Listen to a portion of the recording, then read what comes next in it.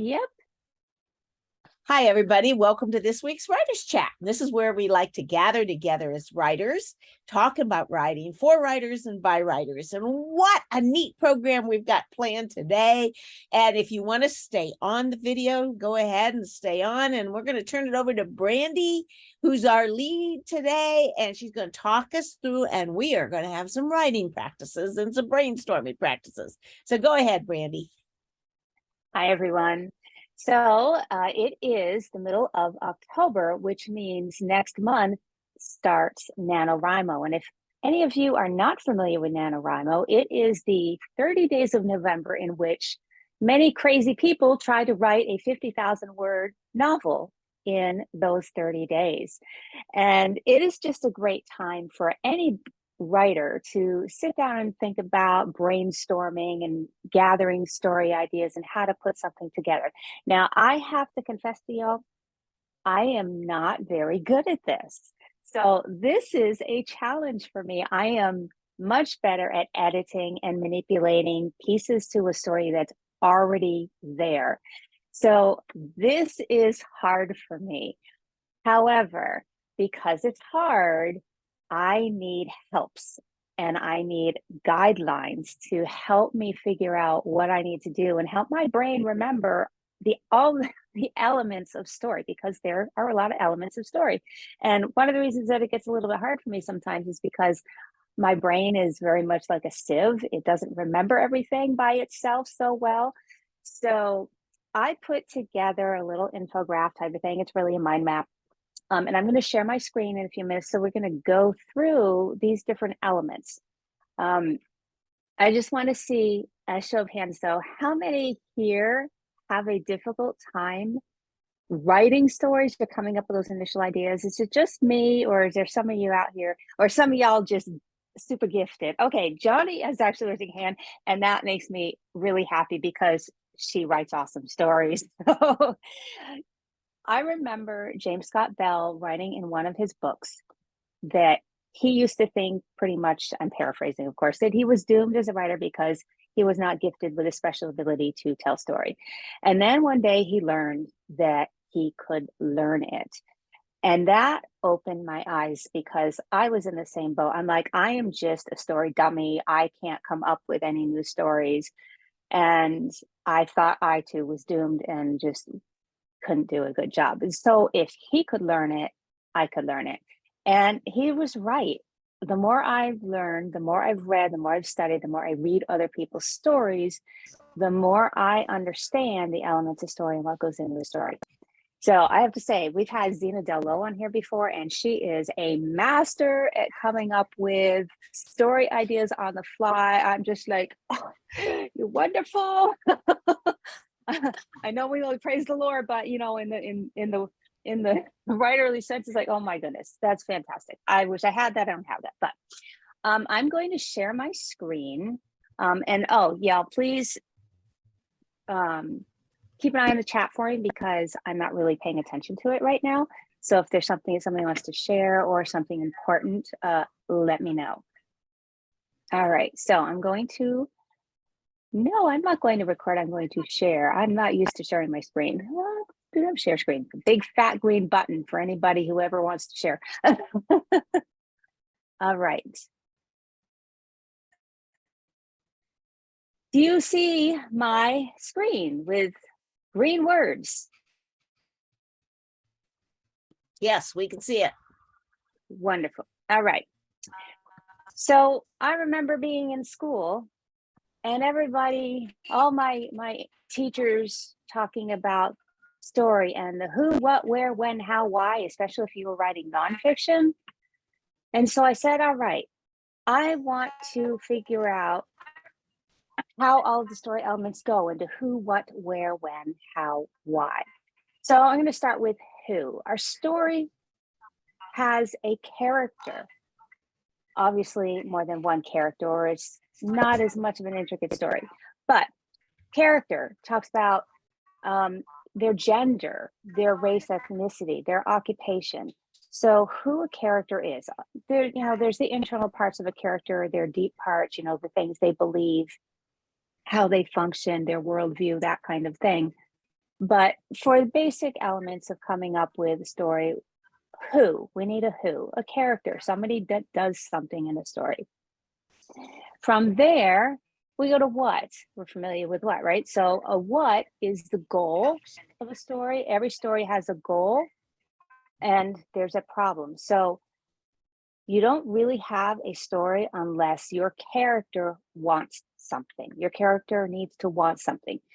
But that's not quite enough to have a story. There must be an obstacle for your character to get what he wants.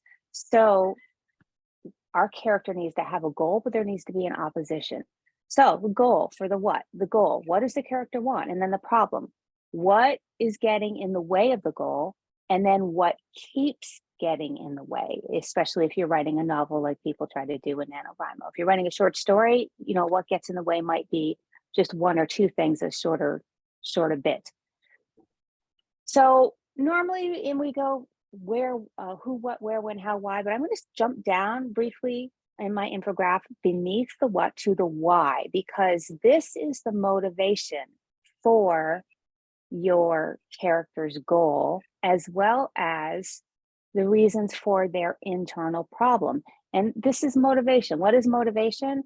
This is pretty much all derived from backstory, your character's backstory, their upbringing, past major events that they've had in their lives, their belief system, their worldview.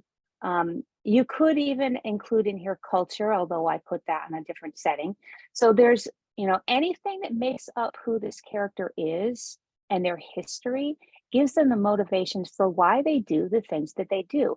And unless your character has a motivation for why they do what they do, your reason for what a character wants or how a character acts is going to fall short with the readers. So this is a very important element of story.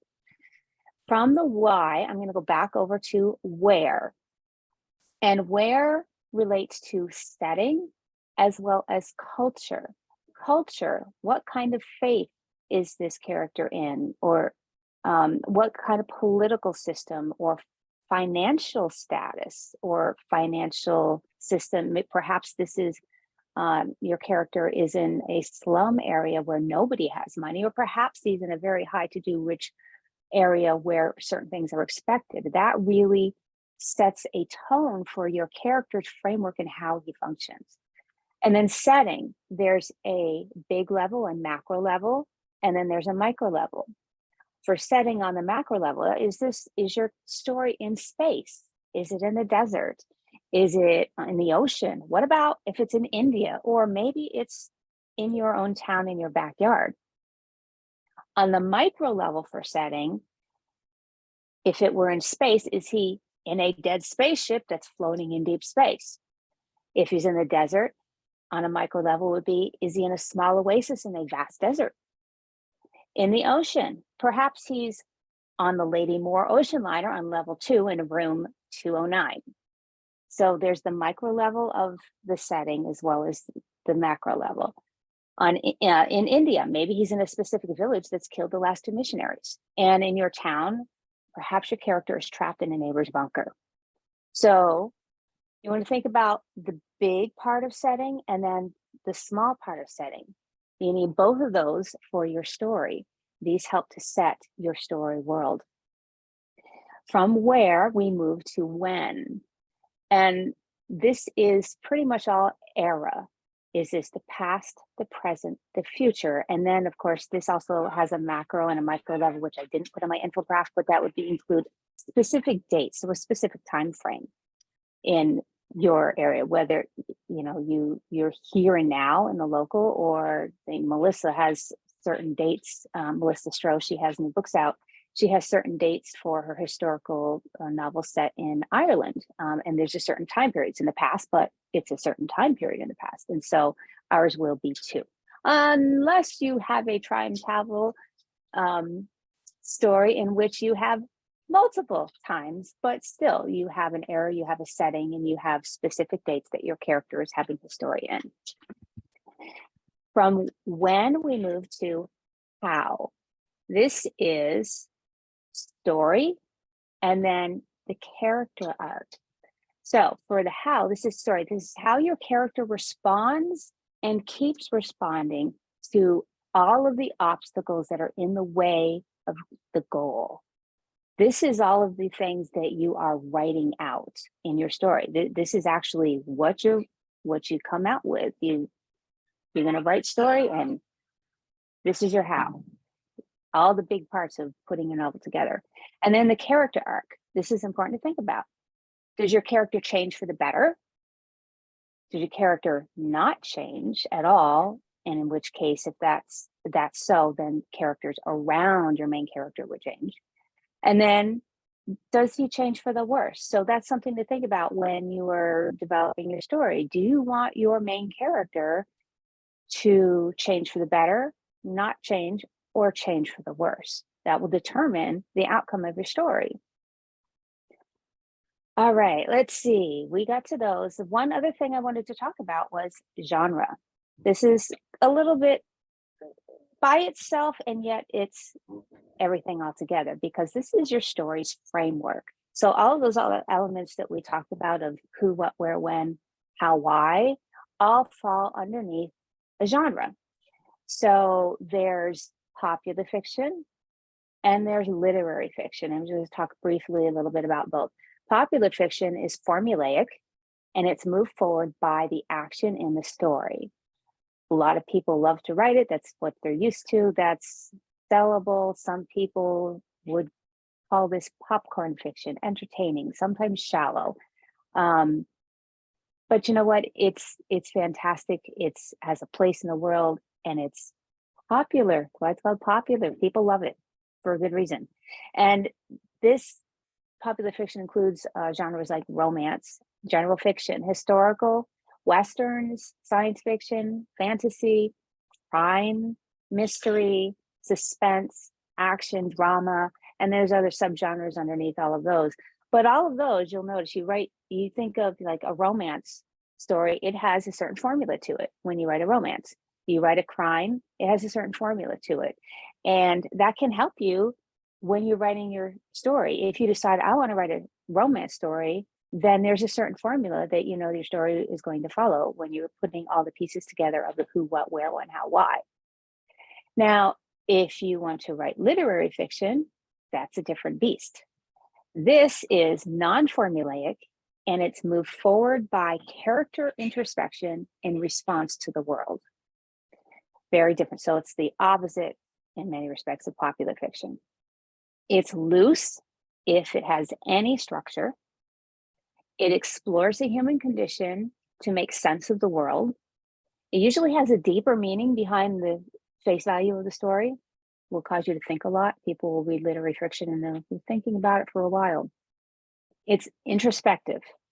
And then endings are often ambiguous, vague, left up to the reader, or sometimes they just flat out don't make sense. I have to admit, I have read literary fiction / fiction pieces, and I've gotten to the end and I'm like, what was that? Why? That's often my response to many literary fiction pieces. But then there are some that are a little bit more formulaic that I think I understand better, but yet they still have that deep introspection that I really appreciate. And there has been some blurring of lines between literary fiction and popular fiction as people have kind of crossed over, and that's okay, because story can happen in many ways. So there's a couple different ways to approach writing a story or brainstorming for a story. You could look at genre first and decide if you want to write in a certain genre. If you're not sure what you quite want to do, and your mind is completely blank, like mine often is, you can go over to one of the who, what, where, when, how, or why pieces of story and start to think about it. Say, who, character, what kind of character? Maybe you have an idea for a character that interests you, or maybe you have an idea for a particular setting or an era that really interests you. If that's the case, pull that out. Find the one that sparks you, and then start to look at the other elements and make decisions. The best way to come up with story is to just throw out a decision, not throw out as in put it in the trash, but throw it out as in throw it out onto a table to look at it. Stories happen when we make specific decisions. Instead of just saying, I'm thinking about a guy who, I don't know, maybe he meets a girl. It's really vague, right? So just take a chance and get really narrow for a minute. Say, the postal worker that meets a dance model. I mean, get really crazy specific, because even if you don't use those ideas in your final story, they will spark interest. And especially if you put really crazy, random, specific pieces together, they make you think, you go, French toast on cheesy chocolate. I mean, like, it just like creates strange things in your brain. When you do that, it prompts your creativity and kind of makes it start working. So that's the whole infograph, and the elements of story that I came up with. I'd like to know what everybody thinks about it. Are there any elements of story that anybody feels that I missed? Because, I'm human and maybe I missed something important, but I'd like to know your thoughts about this. Anyone?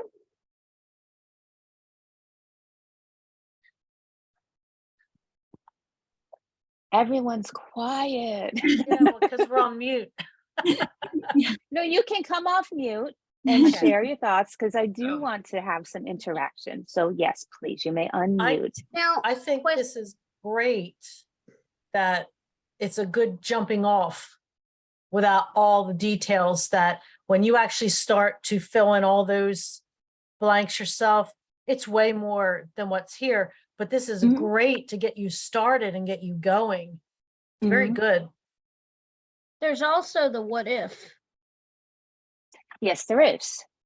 Yes, there is. I did not think about that. I do love the what if question. Yeah, me too, Yes. because there's the conflict there.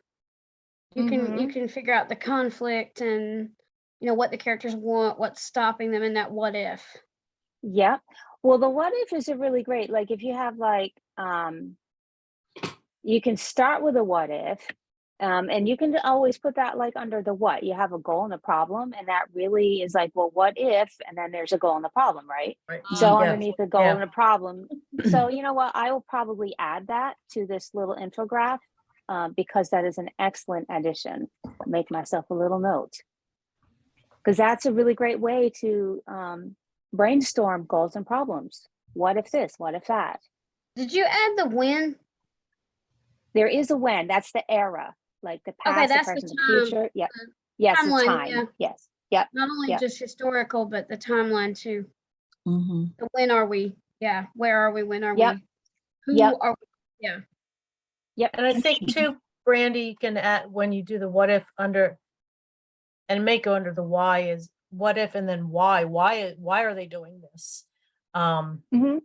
What would happen if they did this? Like when I came up with Fairy Eater, it was coming up with the question of who would catch a fairy and dry them out, and what happens when a fairy gets dry? What happens to their body? They turn to leather, like fruit leather. Somebody would eat them. Why would they do that? And all those what ifs, whys got that created the story for me.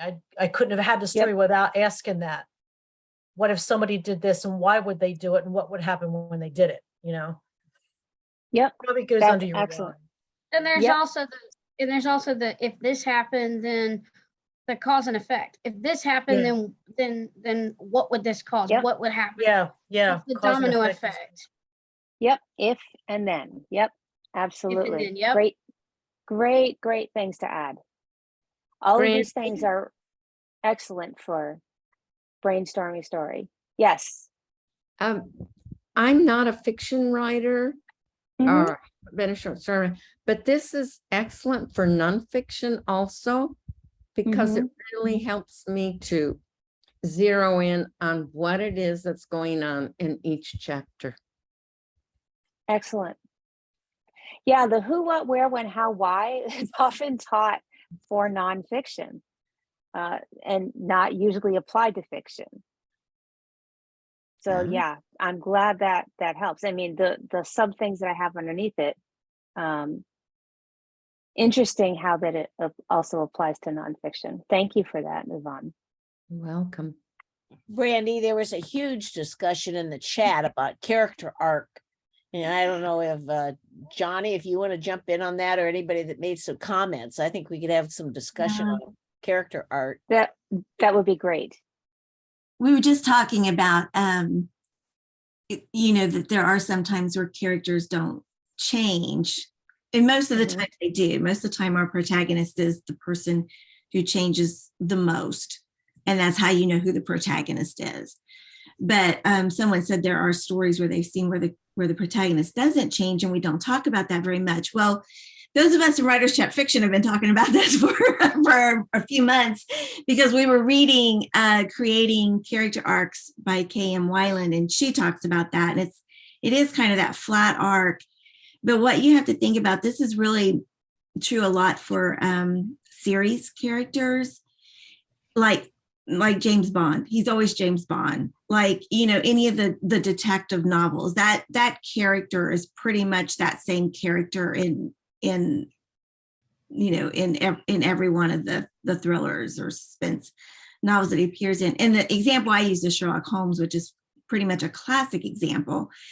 In Sherlock Holmes, in the original stories, not the adaptations we've seen later, he's the same person. He smokes opium. He's crazy.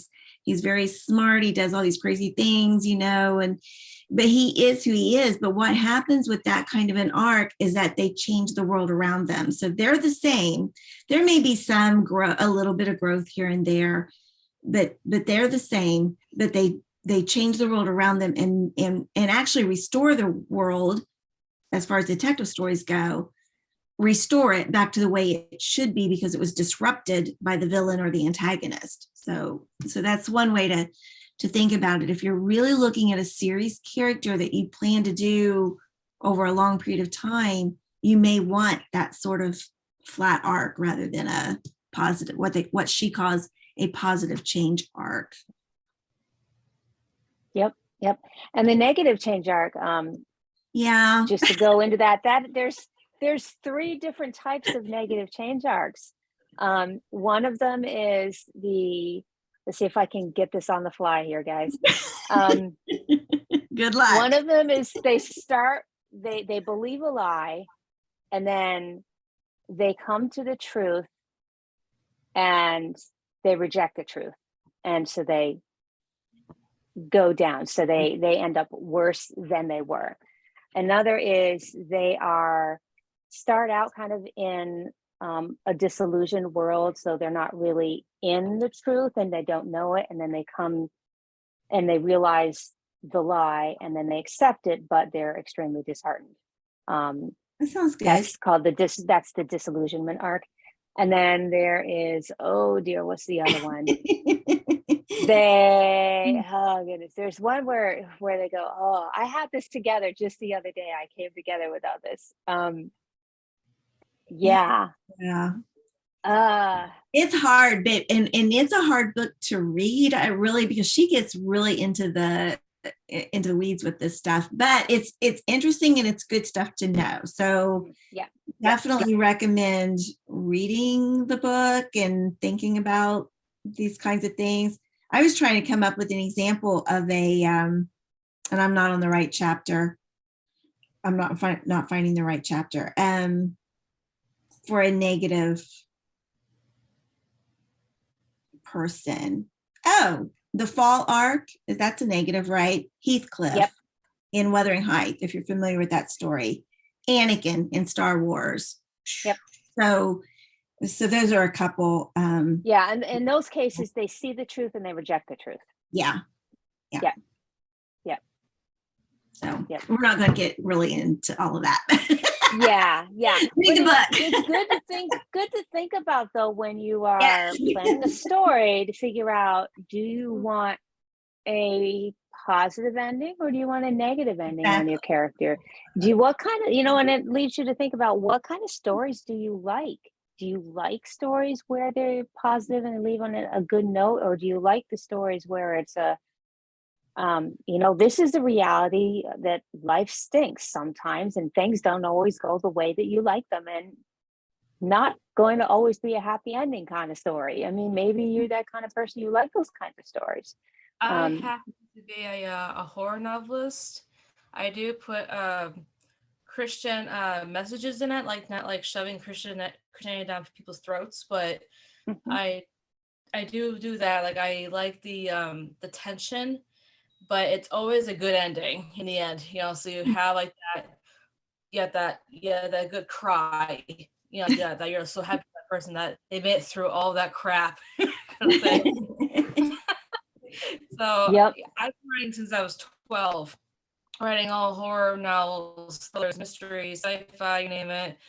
And I do YA and adult because I don't like sugarcoating. I'm a holistic Christian, so I'm very open-minded with things. So not all my books are Christian, but I do put messages in it. So if someone is like reading it and it like relates to them, that's great for me. Because I've had some beta readers who have read it and they said, "Yep, that's definitely something I'm going through." And then at the end, they like, had a good cry because it was just such a great like pace and so many emotions. And I'm like, Yes. great praise on that. But yeah, I Nice. definitely agree on that. Like that's a good side of the writing genre of like just the darkness, and it ends up being the good in the end. All right, so I would like to do something. Thank you for sharing, Becca. I appreciate that input. I would like us to try a little brainstorming together, because I'm not good at it. And you know, anything that we do together to help each other, we'll just get better at it if we do things together. So I'm just going to go in the order of who, what, but then I'm going to go down to why, because there's a motivation there for the what, and then move along. So give me some ideas for a character, a who. Just throw out something specific, like a postal worker or something. Give me a who. Throw out some ideas, and then I'll pick something that I hear out of your. I have a Scottish character in my current project I'm working on. Her name is Edith, and let me tell you, she does not mind at all speaking her mind. And this is based in the 1800 or 1823. So Scottish people versus England. Scottish people from the 1700s, they have a mouth, just put it that way. So picture Edith in England, not London, you know, so it's a town, and she's in a cup of cafe with a friend, and she says the F word, and people are like, you know, kind of thing. It's like, what? It's a language, it's in their vocabulary word, you know. So she's like that kind of person. Absolutely love her. So that's one person she's my favorite character, minus the main one, but I love Edith. Nice. Oh, so what do you want, Brandy? You want just I would like everybody to unmute. let's just go with a postal worker, because that could be fun. You can go. All right, we can go with a postal worker. All right, let's give this postal worker a goal. What does this postal worker want? Give me some ideas, please. More Well, money. first of all, you need to know More money. postal worker, are they a mail carrier or are they a clerk? Because you got Okay. two Mail different carrier. mail carrier. Mail That carrier. gets them All right, out let's to the go world. Let's Yeah. go with a mail carrier who's out and about. I like that. And then I did have that idea, but I didn't think about the fact that you got one behind the desk. Thank you, Pam. Yeah. All right. Male or female? All right. Female. Female Female, all postal mail carrier. Okay. Female postal mail carrier. Got it. We're What not do going they to want? we're not going to get too in depth with like gender or race. We're going to go, you know, kind of surface on some of these just so we can get an idea, because then I would like to give us a little bit of time to do this individually on our own. Yeah. All right. So female postal mail carrier. What do they want? I heard an idea for more money. What else could they want? Is What there about a something person? is there something in their past that they want to try to uncover? Is there a secret they want to try to find out, find the information about? I'm writing a kid's mystery, so I'm about the mystery thing. True, true. That would be the why. So we could talk about what do they want and why at the same time if you wanted to. So a person could want more money maybe because they're broke. What about on a personal level? What does this person want maybe on a personal level? Do Do you they want to get out of want town? a Yeah. better job? Ah, Start a better life? Yeah. yeah. How What do about they want? something? How about something more outrageous? Maybe Maybe they want to maybe find somebody. Maybe they want to find someone. Maybe Or maybe the it's a- person's being stalked and they want to get being, followed or being That's a good one. stalked. but what do they want? So maybe Or they they want to get rid of that. They want to get the monkey off their back. or maybe it's a female. Maybe she gave a baby up for adoption years and years ago, and she's trying to find that adult child now. Or she's trying to find a lost sibling. Yeah, Maybe Yeah. something like that. maybe Because she found the maybe post she office is a good lost place child. to do that because Mhm. post office Yeah. addresses and things, finding people. maybe she found Yeah. the lost child or sibling and she delivers mail to their house, but they don't know they don't Yeah, know about her and she Whoa, doesn't know what yeah. to do about that. that's why Right. she got a Mhm. job in that town. Right. And she comes to Okay. realize that's the person that's her child, that's her sibling that doesn't know that she even exists. So now Yeah. what does she do? Yeah. Okay. All right. So we'll go with that. Sometimes when you decide a character's occupation, it can lead to what they desire and their goal, because a lot of the times people's goals are very tied to their occupations, or they will use their occupations to help them achieve their goals. So that's very, very believable. So All right, she's so- a So stalker. she starts writing letters to this person. All right. All right. No, I like what Yvonne said because I'm a weirdo. She has become the stalker. She's Yeah. a postal carrier worker. She wants to find her, what should we say, we'll say son? The son she gave up for adoption, but then Okay. she's becoming a stalker. So she's starting Ooh. to stalk Oh, him. Yeah, about yeah. How about a daughter? Because maybe the daughter looks exactly like her. So now Yes. she Either a disguises herself daughter, when she delivers the Yeah, mail. yeah. either a daughter or a twin sister that she didn't even know she had.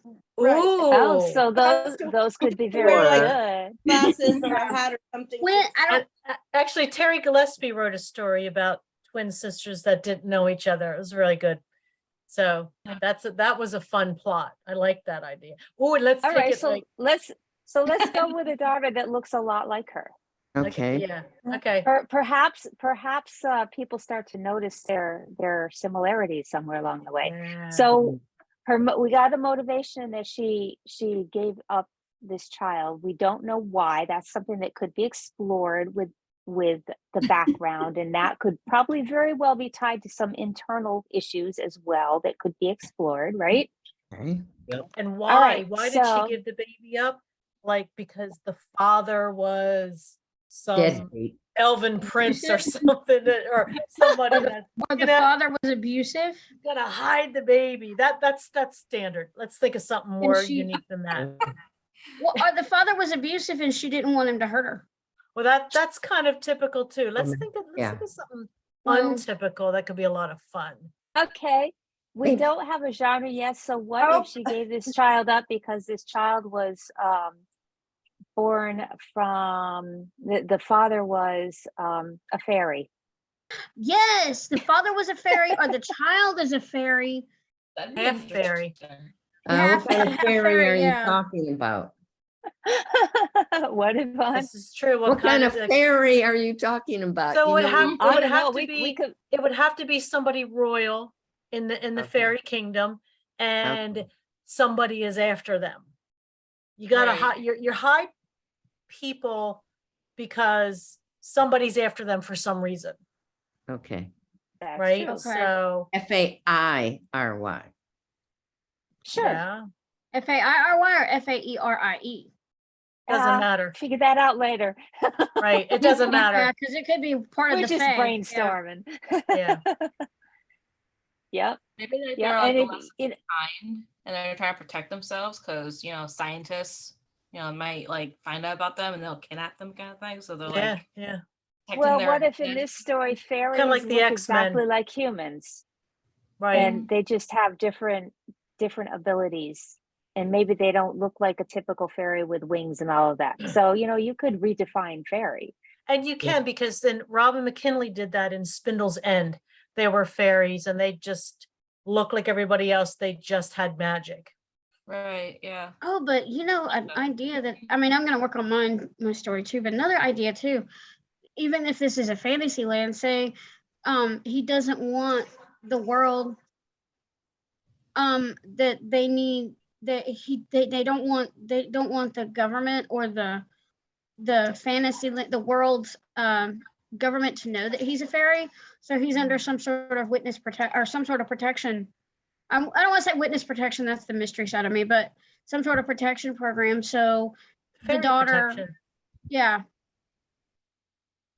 And I think that if you would go this way in a story, that it would need to be a portal world, because Yeah. you've got this child who is half fantasy character, half fairy, A on portal, in the regular world, because her mama's a mail carrier. right? Or and- you can have a portal into a contemporary world. Because I read a book, The Impossible Girl by Ashley White, which just came out in August, and the girl, it lived in the contemporary world, but then she fell inside of a tree. That's a portal fantasy. That's Yeah, Okay, portal fantasy.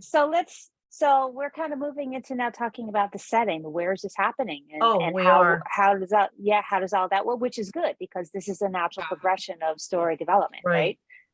So where is this taking place? Is in the modern world, but perhaps we now also have a portal to another world of a made up world that doesn't actually exist. And Right. is it actually in the same time frame? Maybe when there is a crossover, if there is, maybe it crosses over to a different time period, and so it's not even the same time, but you could have two different time periods with two different worlds. Right. I see Johnny down here going, oh my goodness. Well, Never and thought when of it that way. Brandy, I think it helps too, like when people are, whether you're brainstorming, like asking yourselves questions, or we're in a group like this, which is Mhm. a lot of fun, and I love doing it. But we also think everything's already been written, right? So how Mhm. would we take this hidden child portal fantasy type thing and make it different? Like what? Yes. Something that's fresh and unique. It's easy for us to get this basic outline, and that's what you want to get first, right? Mhm. Before you go into how do I twist this, and how do I make it different from all the other portal fantasy hidden child worlds out there, books out there. Yep. Well, that's important to consider when you're brainstorming these things. This is one reason that I didn't, and other people don't want to just go with the very first thing that comes off the top of your head, because a lot of the time the first thing is something you've read or somebody else has read, and you put the common things together. You kind of have to dig a little bit to get down to good things, right? Usually say, oh, the first I saw the TV show the other day. Oh, I went with my first, I think it was like a tattoo show. Oh, I went with the first idea. That's the best idea. And I'm like, oh, no.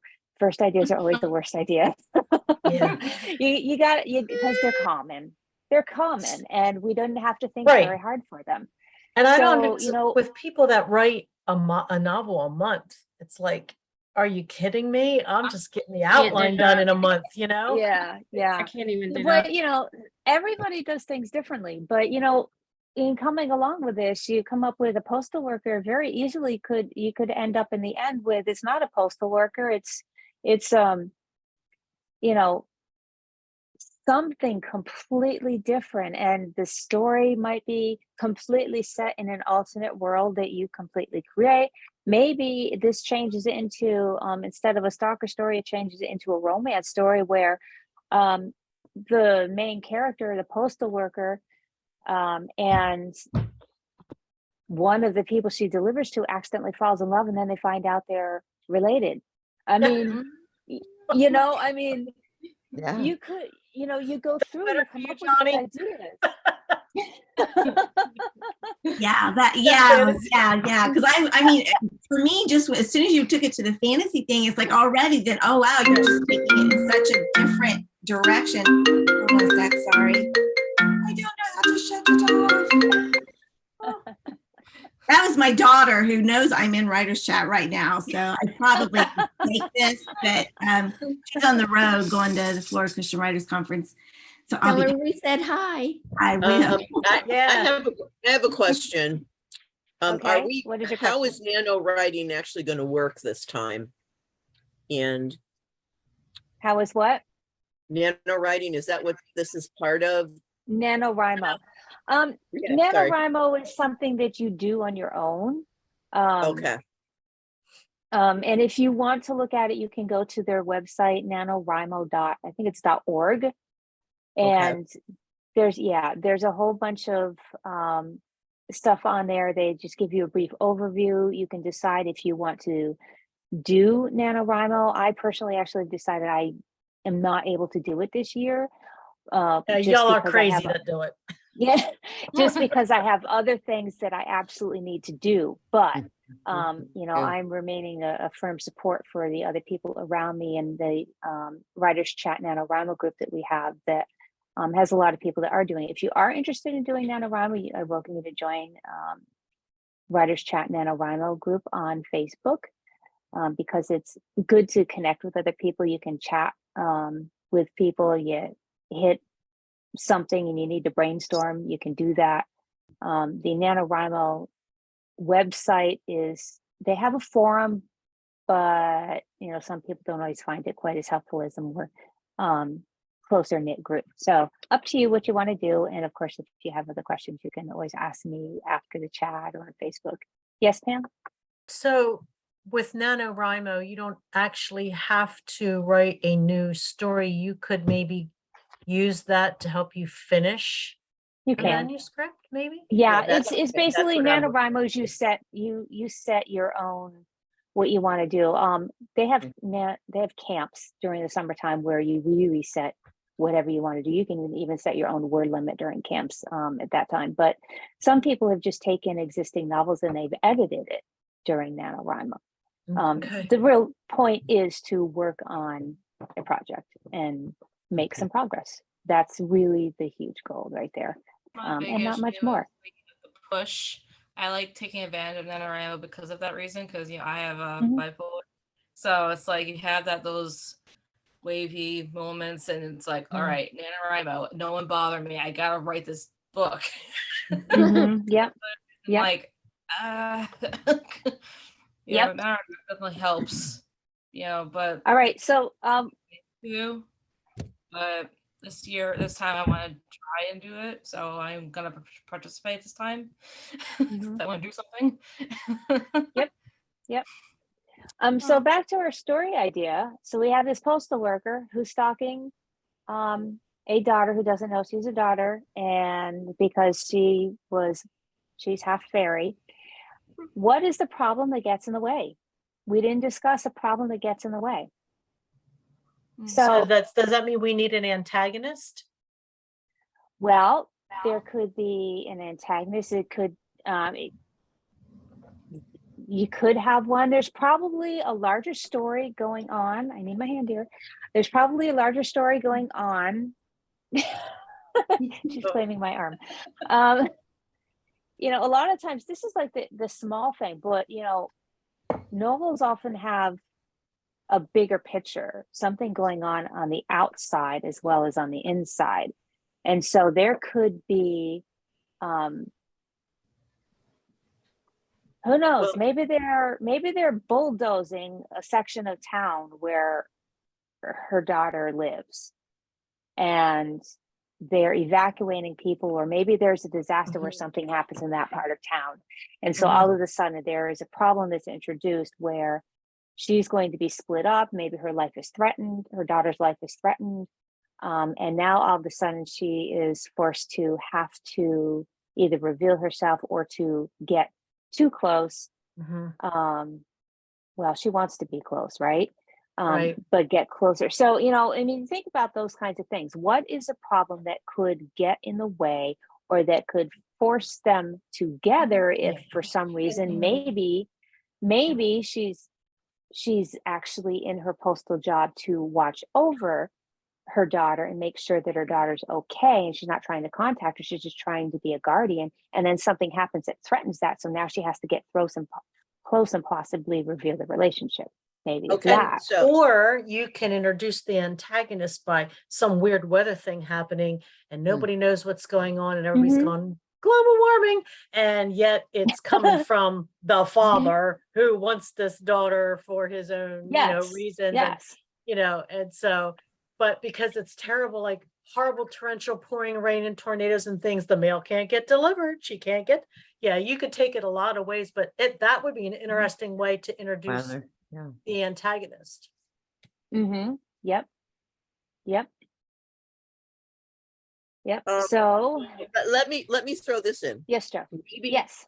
maybe they were actually twins when they were born, and the daughter doesn't know it, and the mother, for some reason, maybe she was out and didn't realize she had twins.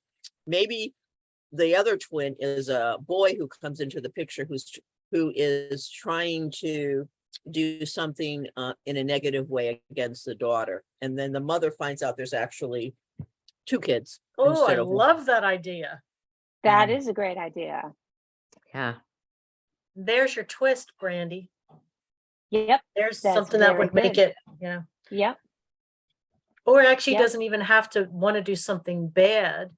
He just Right. wants to bring her back to the fairy realm for Yep. completeness or and all, but it's taken that he's doing something bad. Well, Yeah.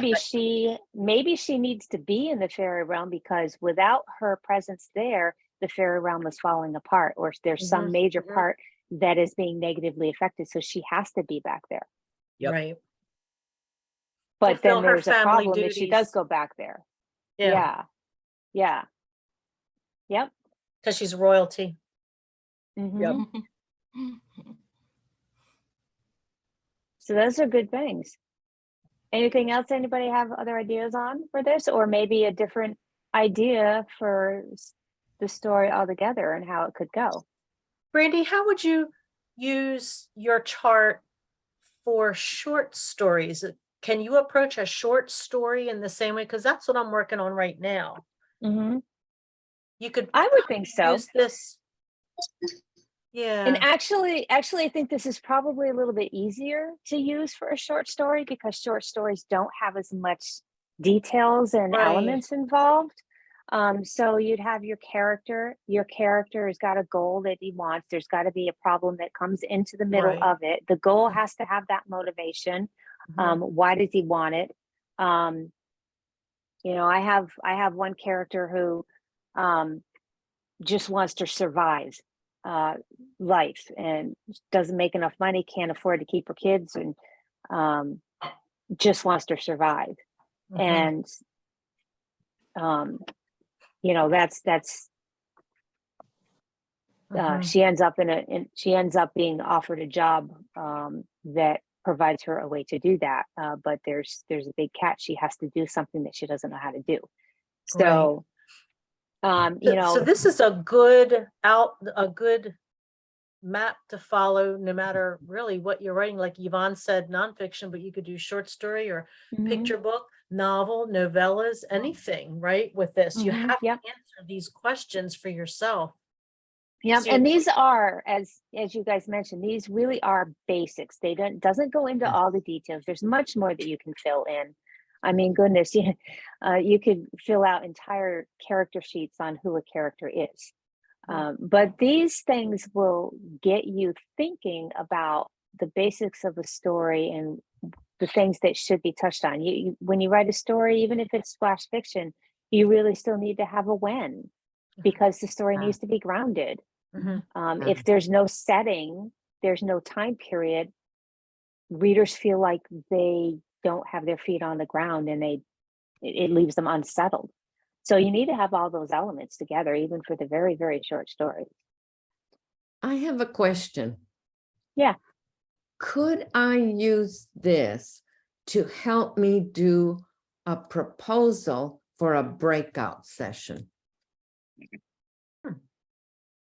I suppose it's possible. Well, And you that's- You could take it and you could adapt it to what your breakout session needs. Yeah. Mhm. I just wondered if anybody had done that.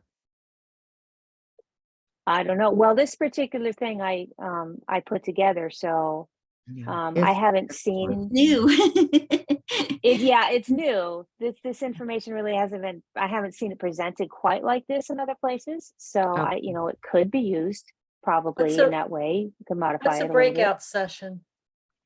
At a conference. Like When- an appointment? No, it's not the keynote. but Like a when- workshop. Like a Like workshop. workshop, yes. Yeah. Johnny? Yeah. Yeah. Workshop is what I said. Yeah, do you think it would work? I don't know. I don't know. When I approach a workshop, I kind of go at it from a different direction, I think. Yeah.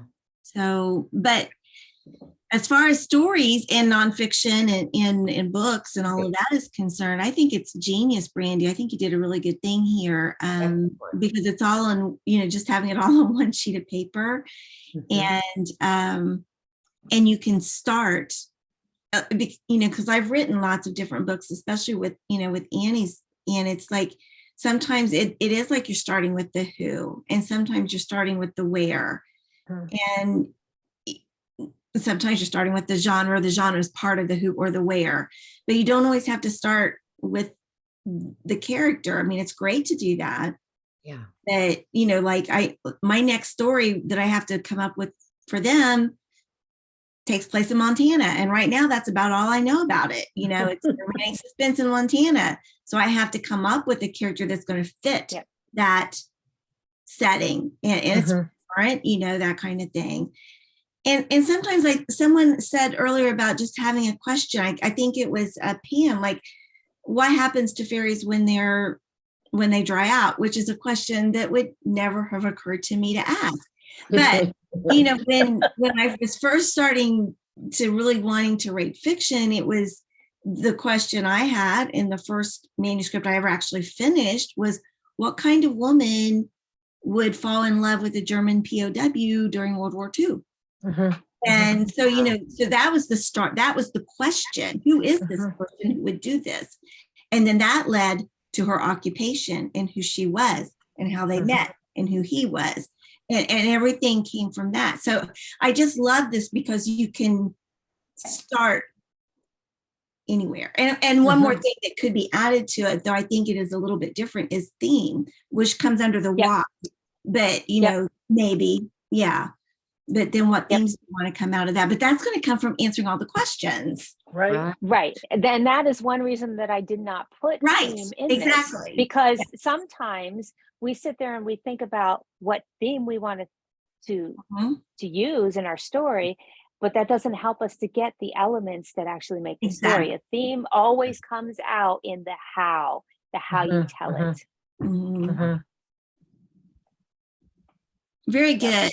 I would like, I took a screenshot, but I would like if you're willing to share. I'm going to post this in the group so that you all can take it. It's a little bit short on time now for actually us to do anything individually, but because I'm going to post it, you can use this, you can take this and on your own time springboard, make some stories, come up with some ideas.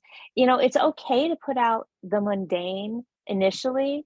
Just throw out all the different things that come into your mind, throw them on the page, and then take a look at them. You can cross off stuff later and figure out which ones are unique, which ones are most different, which ones do I like, which ones spark my interest. I think it's worth mentioning also about tropes. There are a lot of things out there that have been done and done and done again. And tropes aren't entirely bad. I think tropes are a good starting point, but it's a good idea to change them somehow, make them fresher, make them unique, smash tropes together so that you're creating something different. I mean, I've gotten really kind of tired of vampire stories and the same old monsters in stories. It's like, can't anybody come up with something new? You know, can we have a new monster, you know, a new thing besides vampires against werewolves, you know? So some things that have just been overdone, try to do something new, you know, even vampires against fairies. I mean, that would be a little bit different, right? But who would win that? Now, don't go You to know? Brandy. I got a short story to write that has nothing to do with fairies and vampires, and now I'm going to be thinking about it. I mean, if you think about two different crazy types of monsters, who would win Right. that battle, right? Right. The fairies. Just saying. Very interesting. Yeah. So think about different things. That's also why I said don't be afraid to get specific when you brainstorm. Come up with the postal worker, come up with a one-eyed dog, come up with something completely outrageous, because you get really specific, it makes things different. And just keep throwing out a bunch of different things, and then you take the specific things that are different and throw them together. It's kind of like grabbing 5 random words out of the dictionary and forcing yourself to make a story using all of them. Yeah. Yeah. You come up with something different, and it makes your brain think in ways that it doesn't normally think. It gets it out of that rut. Our brains get in ruts. My brain is always in a rut. So I'm always trying to find ways to get it out, which is really weird because my kids look at me and say, Mom, you're one of the loudest, strangest people I know. So, and yet I have ruddy thinking. That's a new word, ruddy thinking, right?